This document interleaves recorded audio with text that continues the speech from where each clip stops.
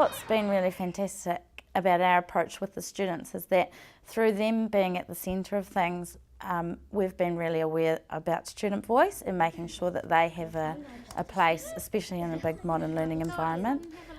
Through observations of watching the children, we're noticing the same children not giving and feeling comfortable about talking in the space because there's so many children around.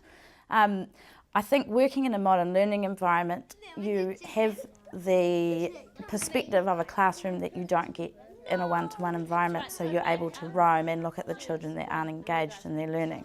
So together we've come up with our approach of making sure that there's 3 opportunities for voice. So we want to make sure there's always that opportunity for oral participation, so they can lend, the children that want to put their hand up and give the answer can. But for those children not wanting to participate like that, we have question walls where they can write their answers, and then always having a form available on their blog so all children can have their voice heard, and especially in a large space like our one.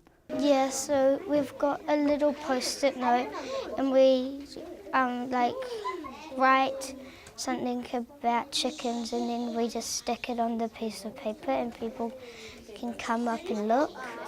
But for the people who are too shy, you can go into, in your spare moment, you can go into the blog, which is this, and click on the page that says inquiry form, and it will send to one of your teachers, and then your teacher will give you your response without anyone else knowing. So when we set up the activities in the morning, I guess we're kind of looking for things that will inspire them to learn in a particular way. But a lot of that is letting it go as a teacher of what they should be learning and letting them take it in their own direction. So through putting out some cloths, you can see children have created a cafe, put out a plasticine, and they'll make a whole creative scene on something, whereas I might be thinking, I want you to go and make this with the plasticine or do X, Y, Z, but you have to let go of a lot of that. A lot of it is teaching the children how to find information as well, so they can act on those impulses. So behind the play-based learning is teaching the critical thinking and how to find information using the internet. So this is the cafe. It's a choose what you want cafe, and everything's free. I'm the cashier and I would like to show you around. Over here is one of the tables where the customers sit. Over there's another one. Over here, this is where the people order the food and they bake it. Over here we have the cups and stuff.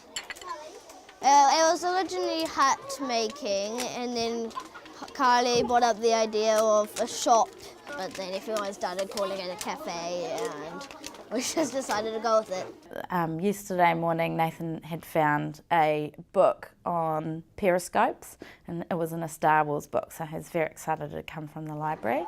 Then all of a sudden, he had been researching information on periscopes. It turned into a YouTube tutorial on how to make periscopes, and suddenly he's completely engaged in wanting to know more about periscopes. So I think through enabling the children to have that time to explore their passions and interests, you really start to see some results and engagement in their learning.